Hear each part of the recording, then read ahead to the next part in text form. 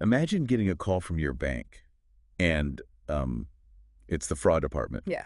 and they tell you someone's trying to drain your account, Oh, like yeah. take almost $500,000. That's Poof, gone. scary.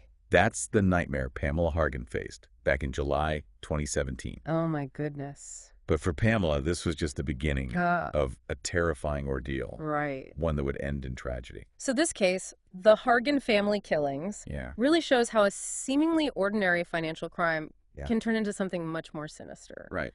We've got a lot of source material to go over today. Okay. We've got bank recordings, police interviews, forensic reports, Sounds good. and we're going to try to piece together what happened in that Virginia home. So right away, we're thrown into a whirlwind of events. Okay.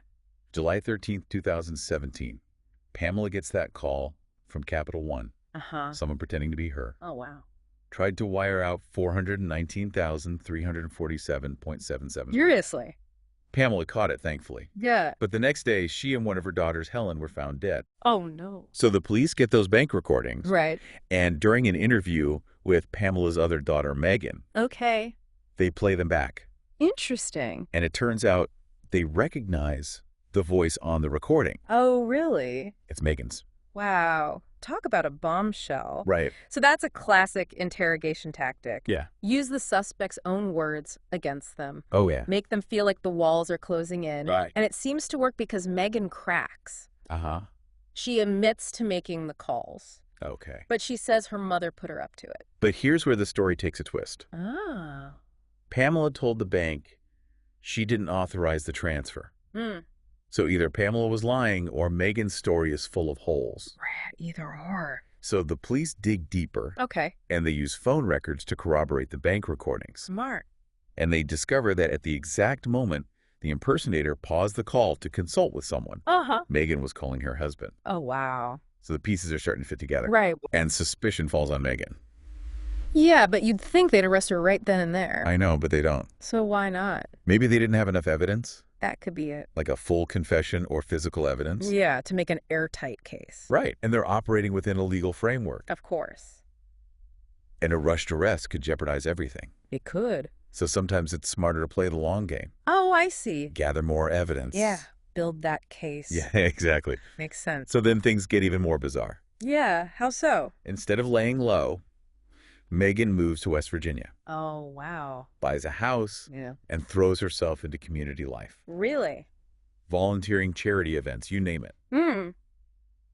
Like she's trying to build this perfect life. Yeah, it's like a stark contrast to the suspicion hanging over her. Right. So is it a genuine attempt to start fresh? Yeah. Or is it a calculated move to deflect suspicion? Right. Like she thought if she appeared normal, Yeah.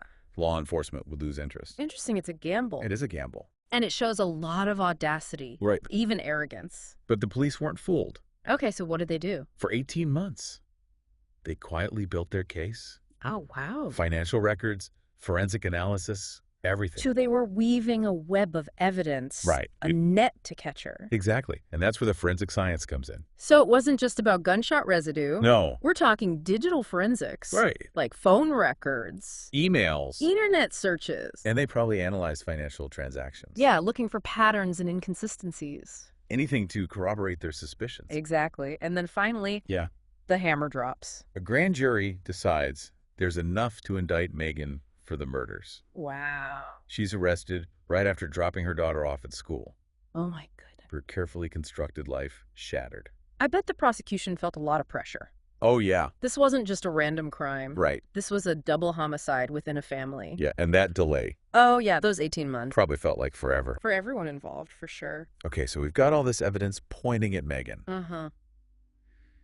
But there's a big piece missing. What's that? The motive. Right, why would she do this? Detectives even said she showed no remorse. The absence of remorse is definitely a red flag. Yeah, but it's not always what it seems. True. Some people are really good at hiding their emotions. Yeah, they compartmentalize. Exactly. Or maybe they're in shock or denial. Right, or even experiencing a delayed reaction to the trauma. Yeah. And then there's Helen, the other daughter, found dead. Right, what about her? Was she involved? Good question. Was she a witness who had to be silenced? Or just caught in the crossfire. We have so many questions. That's what makes this case so compelling. It is. We have all this evidence, Right. but the picture is incomplete. We see the financial motive, Okay. the planning. But the why behind it all. It's still a mystery.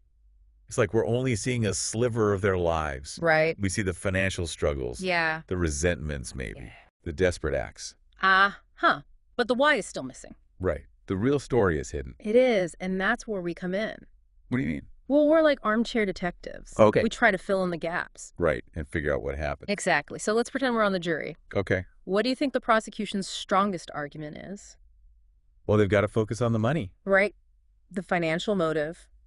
That attempted transfer in Megan's voice, that's huge. It establishes a pattern of deception. And a possible motive. Right. They'll also point out the inconsistencies in her statements. And the phone records. Yeah. Placing her at key locations. And any forensic evidence. Linking her to the scene. But what about the defense? Well, they'll say it's all circumstantial. Right. They'll try to cast doubt on the evidence. Like maybe the forensics were messed up? Yeah, contamination or misinterpretation. Or maybe they'll paint Megan as a victim? Right. Like she was manipulated? Or caught up in some family secret. So it's a real battle. It is a clash of narratives. And the jury has to decide who to believe.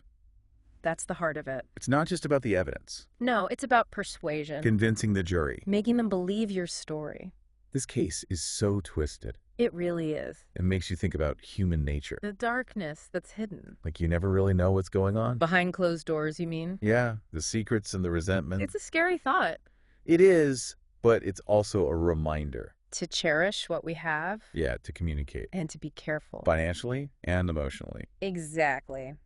Well, we've reached the end of our deep dive.